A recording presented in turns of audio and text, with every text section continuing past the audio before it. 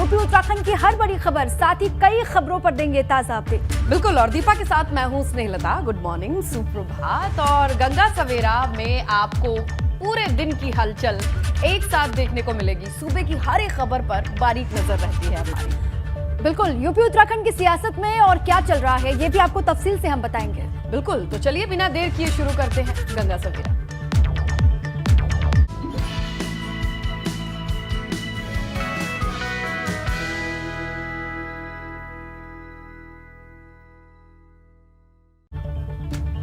और स्नेहा, सबसे पहले शुरुआत करते हैं कोविड के एक बार फिर से दस्तक की।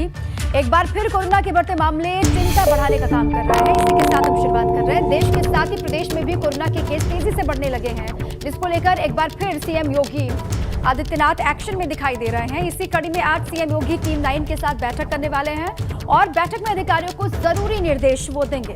बिल्कुल, क्योंकि पिछले 24 घंटे की अगर हम बात करें तो प्रदेश में 188 कोरोना के नए केस सामने आए हैं, जिसमें सबसे ज्यादा केस नोएडा में देखने को मिले हैं। नोएडा में 108 नए कोविड पॉजिटिव मिले हैं। गाजियाबाद की अगर बात कर ले दीपा, तो यहां 36, लखनऊ में 10 पॉजिटिव हैं।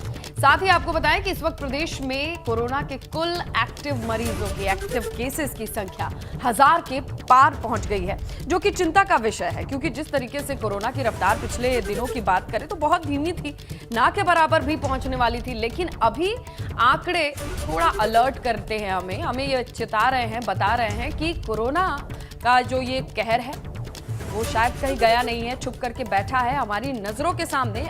आंकड़े तो यही बता रहे हैं। बिल्कुल, वही अगर बात करें देश में कोरोना के आंकड़ों की, तो पिछले 24 घंटे में देश में कोरोना के 2451 नए केस दर्ज किए गए हैं, जिसके बाद देश में कोरोना के एक्टिव केसों की संख्या 14,241 हो गई है। और इसी से, इन आंकड़ों से ही आप समझ लीजिए परेशानी दिन ब दिन कितनी बढ़ती जा रही है। और एक बार फिर से तमाम जो एप्रोप्रिएट बिहेवियर्स हैं उनका हमको पालन करना ही होगा। जो लापरवाहियां हाल फिलहाल में देखने को मिली थी, कोविड के केस कम होने के साथ ही लोगों की लापरवाही बहुत ज्यादा बढ़ गई थी। एक बार फिर कोविड के मामलों में इजाफा हो रहा है, न सिर्फ यूपी में बल्कि देश भर में। इसीलिए एहतियात बरतने बहुत जरूरी है।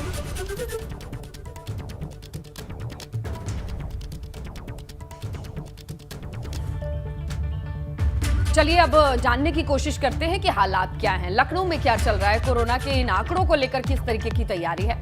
शैलेश अरोड़ा हमारे सहयोगी हैं लखनऊ से, उनका रुख करते हैं। शैलेश, ये बताइए कि अब आंकड़ों को लेकर के, देख करके प्रशासन की तरफ से क्या क्या तैयारियां हैं? देखिए, अगर बात करें एक्टिव केसेस की तो स्नेहलता, कुछ समय पहले 100 से भी नीचे पूरे प्रदेश में आंकड़ा आ चुका था, लेकिन अब जिस तेजी से बढ़ रहा है ये 1000 को पार कर गया। 1044 का आंकड़ा, और अब से कुछ देर में जो नया आंकड़ा आएगा तो ये मानकर चलिए और ज़्यादा होगी एक्टिव केस की संख्या। अगर बात करते हैं हम पिछले 24 घंटे की, जो आपने जिक्र किया 188 केस, तो अगर आप लगातार पिछले 2-3 दिन का ट्रेंड देखें तो लगभग इसी तरह केस आ रहे हैं, बल्कि एक दिन 200 से ऊपर केस आए थे। तो निश्चित रूप से चिंता का विषय है। इसी को लेकर जो स्वास्थ्य सलाहकार समिति की बैठक है वो भी 2 दिन पहले हुई मुख्यमंत्री के निर्देश पर, और उसने अपनी एक रिपोर्ट भी मुख्यमंत्री को सौंप दी है। दूसरी चीज, आज भी मुख्यमंत्री टीम 9 की जो बैठक करेंगे उसमें इन आंकड़ों की समीक्षा की जाएगी, बल्कि जो इसके आगे के और आंकड़े हैं जो अब से कुछ देर में आने, उनको भी वहां पर रखा जाएगा, उनकी समीक्षा होगी और इसके आधार पर आगे की रणनीति बनाई जाएगी। बहरहाल 7 जिलों में मास्क अनिवार्य किया जा चुका है सार्वजनिक स्थानों पर, हालांकि अभी भी बहुत से लोग इसका पालन नहीं कर रहे हैं। ये जरूर चिंता का विषय आप कह सकते हैं, क्योंकि जिन 7 जगह का हम जिक्र करते हैं उसमें 6 तो देखिए एनसीआर के क्षेत्र है, दिल्ली के आसपास के क्षेत्र है, और इसके या पश्चिमी यूपी के, इसके अलावा राजधानी है लखनऊ, तो यहाँ पर तो ये फिलहाल चीज़ें सामने हैं। लेकिन लगातार अब अस्पतालों की अगर बात करें तो वहाँ पर भी ऐसे ट्राइज एरिया बनाने के निर्देश दिए जा चुके हैं। अस्पतालों में बेड रिजर्व करने के लिए कहा जा चुका है और ये प्रक्रिया शुरू भी हो चुकी है। कई अस्पतालों में जो प्री टेस्टिंग है, जो कोविड की RT-PCR रिपोर्ट है, वहाँ पर वो मांगी जा रही है अगर कोई दिखाने के लिए अपने को जाता है। तो ये सारी चीज़ें जो एक बार पहले चला करती थी, फिर से वैसा ही रूप धीरे धीरे नज़र आ रहा है। हालांकि ये ज़रूर कहा जा रहा है कि ओमिक्रॉन वेरिएंट ही ज़्यादा जगहों पर मिल रहा है, और दूसरी चीज़ ये